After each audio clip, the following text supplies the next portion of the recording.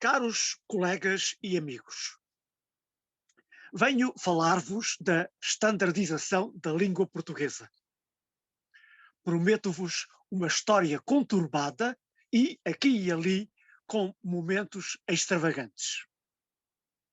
Logo de entrada, e porventura o mais inesperado, é perfeitamente concebível que o português, esse quinto ou sexto idioma mais falado no planeta, é perfeitamente concebível que jamais tivesse sido objeto de uma standardização. Eu exponho dois factos significativos. A primeira intervenção oficial na ortografia portuguesa deu-se em 1911, faz neste momento 110 anos. E o primeiro dicionário de português com caráter oficial viu a luz no ano de 2001, faz neste momento 20 anos. Neste último terreno, o da lexicografia oficial, várias tentativas tinham sido feitas. A primeira, em 1793, e ficou-se pelo primeiro volume, o da letra A. Era um trabalho de imensa qualidade, esse da Academia das Ciências de Lisboa. Mas, contrariamente às academias espanhola e francesa, a nossa não tinha por missão zelar pela saúde do idioma ou sequer definir o que era português ou não. Muito mais recentemente, nos anos de 1980, a Fundação Gulbenkian dispôs-se a financiar a Academia Portuguesa para a confecção de um dicionário. Foi feita a atualização daquele antigo primeiro volume, da letra A, sob a direção dos linguistas Joseph Pil e Lindley Sintra, a que se juntou Malaca Casteleiro. A Malaca Casteleiro, deve-se a tarefa definitiva. E é interessante ver o que, no prefácio dessa edição de 2001, em 2 volumes, afirmava o então presidente da Academia, professor Pina Martins.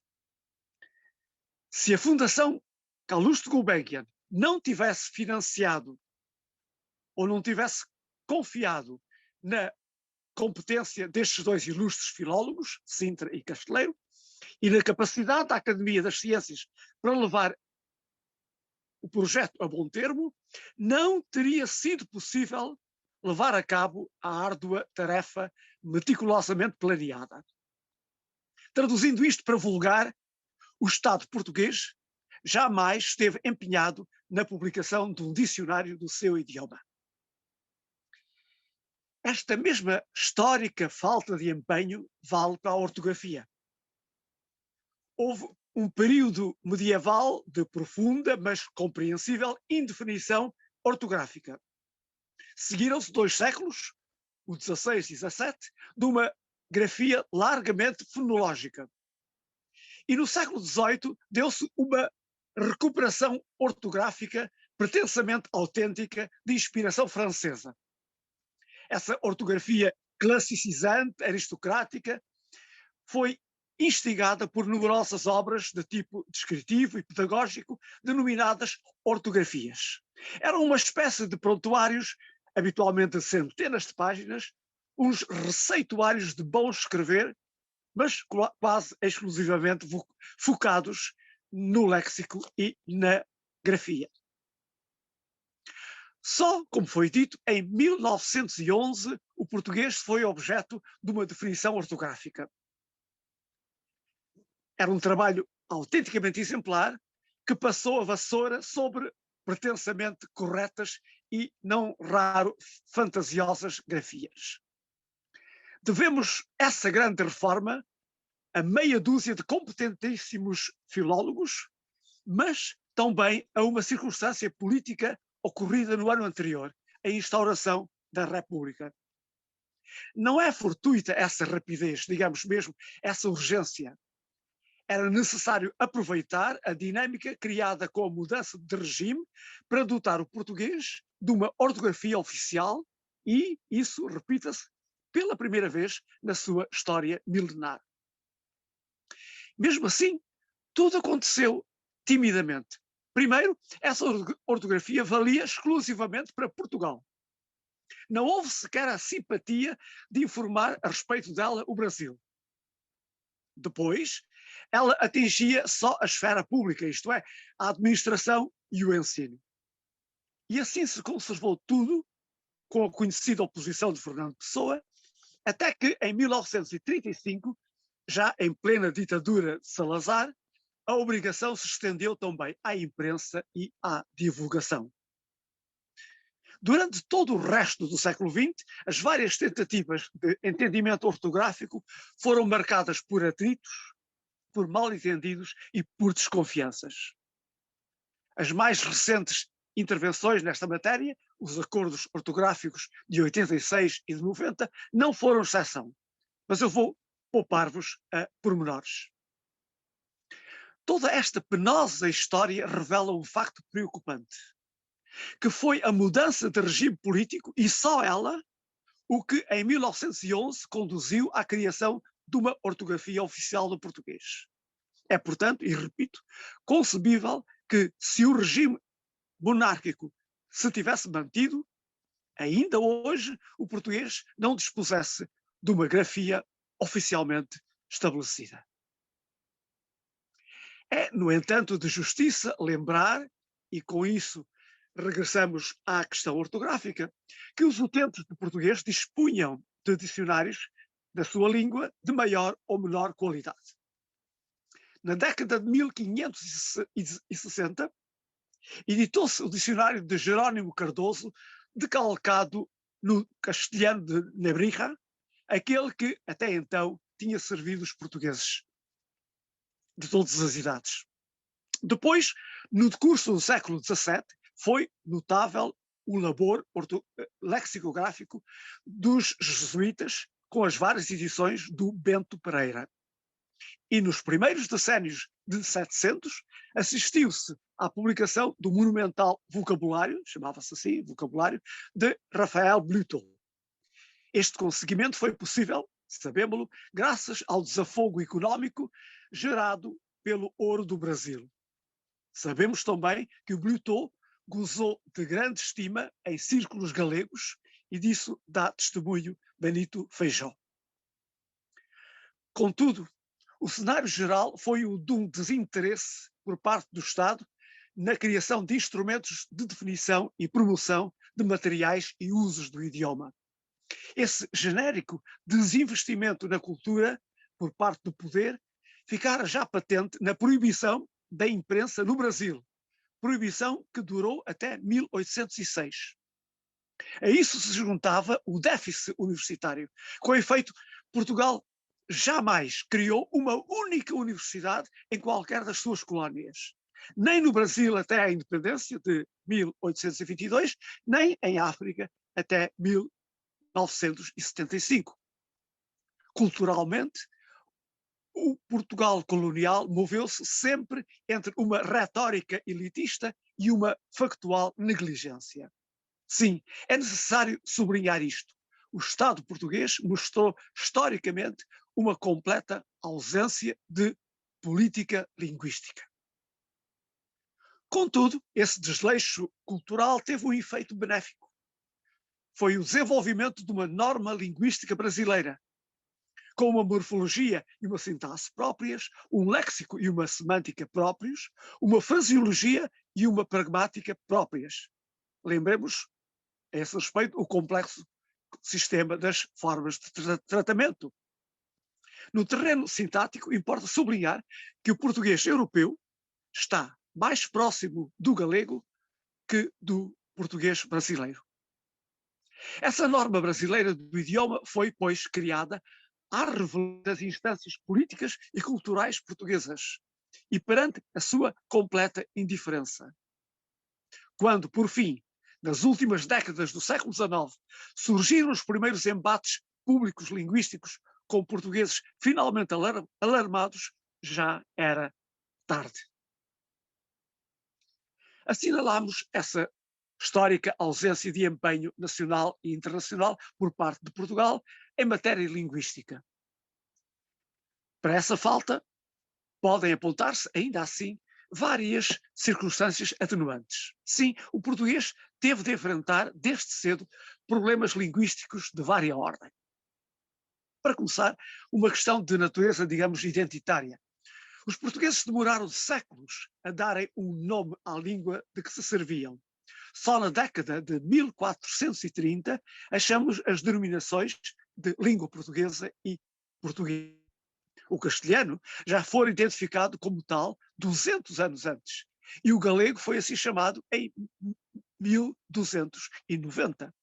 Não é uma simples questão nominalista, trata-se de uma percepção, e essa percepção de uma língua própria foi, no nosso caso, tardia.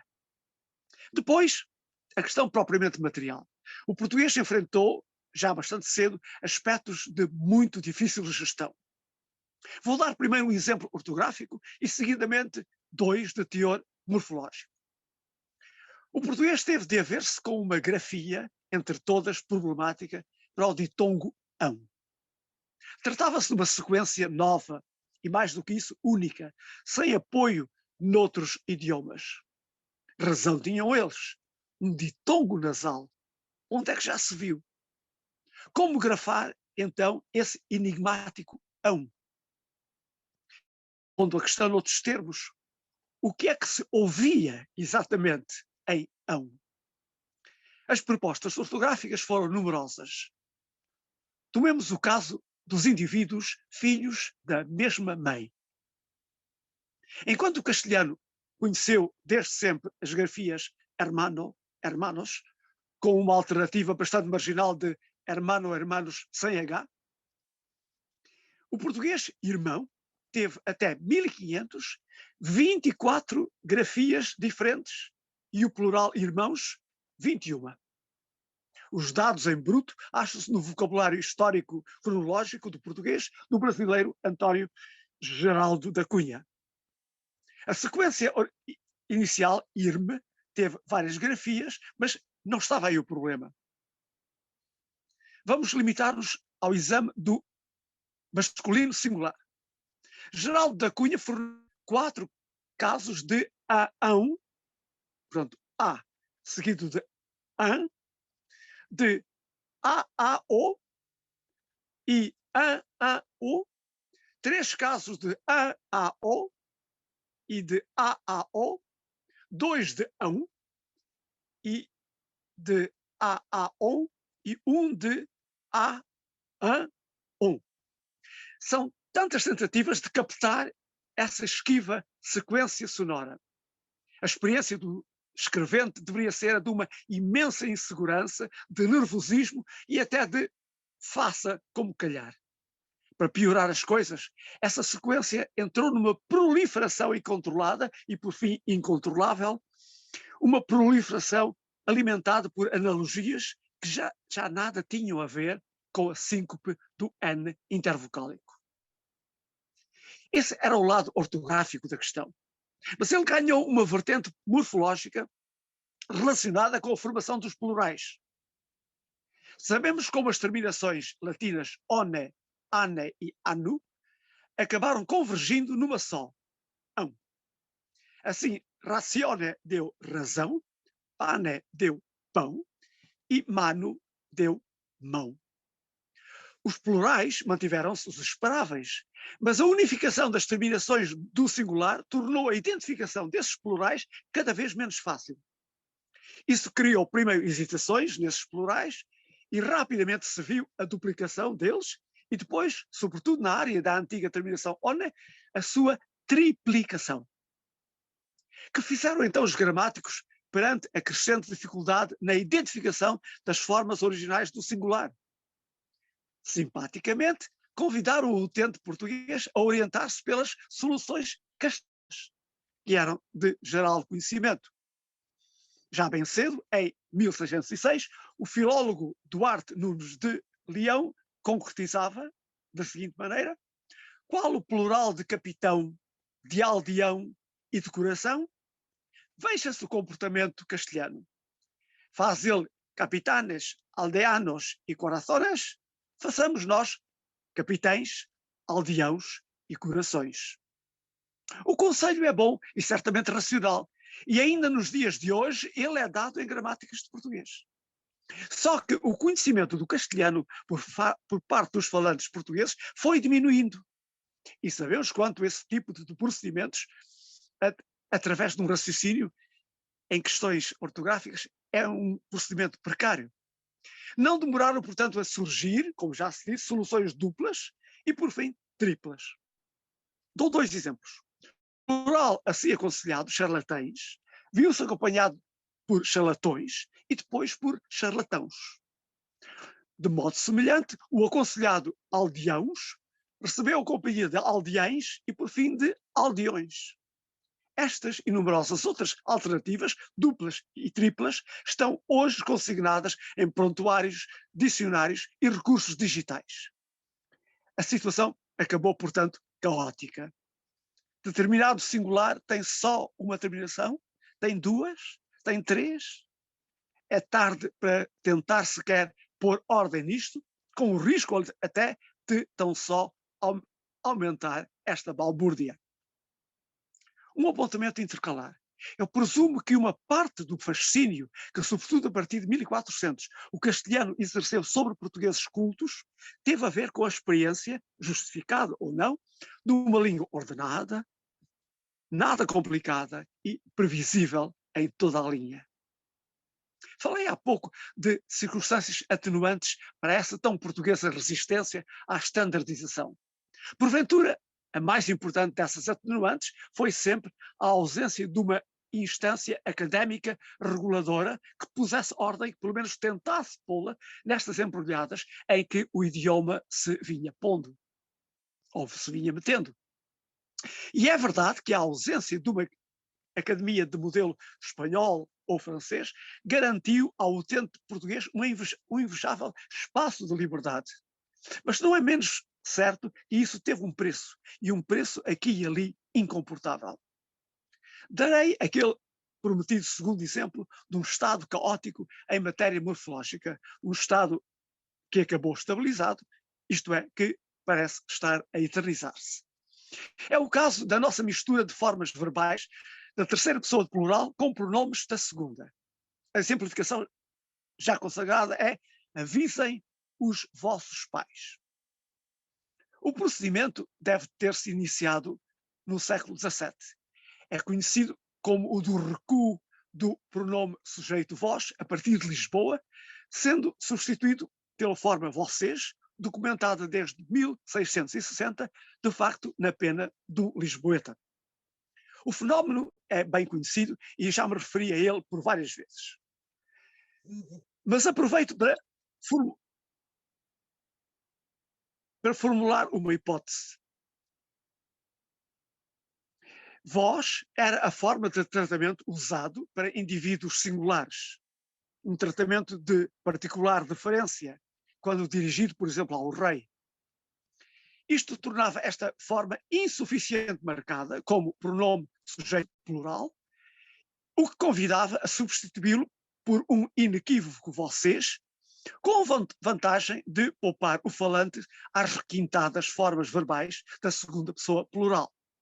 Só que, entretanto, as formas pronominais de vós, vos, vosso, convosco, para vós, mantinham-se, criando um cenário híbrido, aliás, muito particular, ao não incomodar ninguém, quase ninguém, digamos. Eu posso dar-vos um exemplo prestigioso, o da tradução de Eutidemo de Platão pela conhecida helenista Adriana Freire Nogueira, da Universidade do Algarve, uma obra de 1999. Aí vemos passagens como esta. Imagino como a vossa ocupação deve ser extraordinária se assuntos tão importantes são apenas necessários para vocês. Pelos deuses, digam-me lá que admirável ocupação é essa. Então considero-vos felizes por esse bem precioso, muito mais do que ao grande rei pelo vosso império, pelo seu império. Digam-me o seguinte: será que contam fazer uma exibição dessa sabedoria? Isto é um excerto, não tem sentido, mas trata-se de verificar até que ponto as formas referentes a vos ou a vós e as referentes a vocês estão completamente misturadas. Mais uma passagem. Pois bem, eu te demo, chega de brincadeira, que já durou o suficiente. Depois façam a vossa demonstração, incitando o rapaz para a necessidade de se dedicar à sabedoria e à virtude. Mas antes vou explicar-vos como é que concebo o assunto e de que modo desejo ouvir.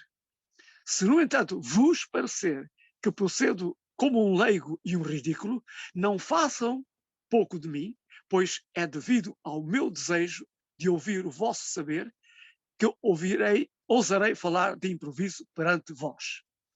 Portanto, a mistura é completa. E trata-se de uma excelente tradução, trata-se de uma excelente professora helenista, e, de facto, a norma portuguesa é hoje esta. Eu não resisto a citar novo exemplo desta promiscuidade fonológica, um exemplo particularmente notável por o acharmos no ensaio de 2014 de Mário de Carvalho, justamente considerado um dos nossos melhores prosadores vivos. A passagem é esta: roubem, mas ai de vós se fordes apanhados. Eu repito, roubem, mas ai de vós se fordes apanhados. Eu gostaria ainda de falar-vos num caso de desordem que expus detidamente na minha história do português, assim nasceu uma língua. Há várias maneiras de apresentar a questão, e eu faço aqui com recurso a 8 exemplos de pares mínimos. Nós temos cioso e temos zeloso. Temos corante e temos colorante. Temos doído e temos dolorido. Temos voante e volante. Isso quanto ao L. Depois temos areal e arenal, coroa e corona, por exemplo, a corona solar, limiar e liminar, suante e sonante. Trata-se do conhecido fenómeno das formas populares e das formas eruditas, obtidas num primeiro momento pelo sistemático desbaste de L e N intervocálicos e no segundo momento pela sua recuperação, duas fases que se verificam largamente no galego e no português. Os exemplos que dei são portugueses e, em parte, descoincidentes do quadro galego. E deve dizer-se que o fenómeno das formas populares conviverem com as eruditas se observa também nas línguas latinas, particularmente no francês, mas sem a sistematicidade observável no ocidente da península. E deve dizer-se também que, para lá destes pares mínimos, galego e português apresentam uma imensa fluorescência de formas. A anotação curiosa aqui é esta: se nem o francês, conhecido por uma apertada vigilância académica, conseguiu disciplinar a sua profusão formal, não deve admirar-nos que os nossos rebeldes idiomas, galego e português, se tenham furtado aqui a pôr ordem num universo incomparavelmente mais viçoso. O estado de coisas atual é, pois, de duas normas, a europeia e a brasileira. Trata-se de dois padrões, não só divergentes, mas em processo de afastamento. E tudo indica que, para sempre, irredutível esse afastamento. O quadro completa-se com a constatação de esses padrões serem irredutíveis e serem, além disso, incomunicantes. Nós já vimos como a grande reforma de 1911 não foi sequer comunicada ao Brasil. O Brasil não foi informado sequer dessa grande reforma ortográfica em Portugal. E no mais recente acordo de 1990, os dois países comprometeram-se a atingir, num curtíssimo prazo, penso que 2, 3 anos, uma uniformização das suas terminologias científicas. Dando um exemplo simplicíssimo, os brasileiros próton, nêutron e elétron, e os restantes países protão, neutrão e eletrão, iriam ter uma designação única. Ora, nós sabemos que esse ambicioso projeto não passou do papel.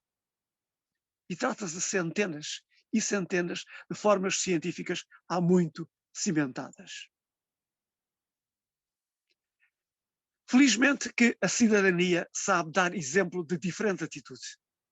Uma das obras reveladoras de um espírito saudável são as Áreas Críticas da Língua Portuguesa, um livro de João Andrade Pérez e Telmo Moia, linguistas da Universidade de Lisboa, que teve 2 edições, a primeira em 1995.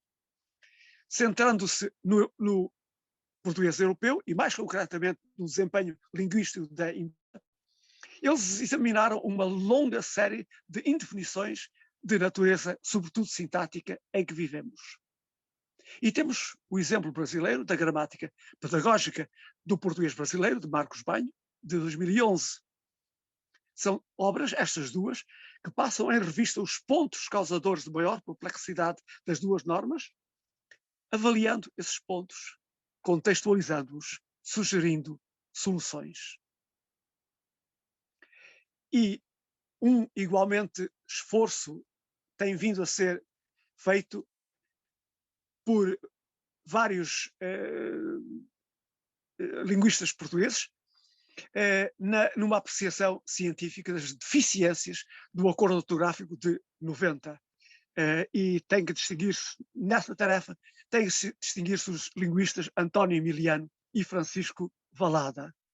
Infelizmente, nada se conseguiu e a magna questão foi sempre, e promete continuar a ser, um diálogo de surdos. Entre, por um lado, essas intervenções científicas e, por outro lado, uma classe política linguisticamente incompetente, o que propriamente não devia estranhar-nos, mas apoiada por um núcleo de profissionais de ambos os lados do oceano e, uma vez produzido o acordo, que nunca fizeram a apreciação desse seu produto ou sequer o defenderam. Meus caros amigos, a última coisa que quis fazer aqui foi um exercício de cinismo.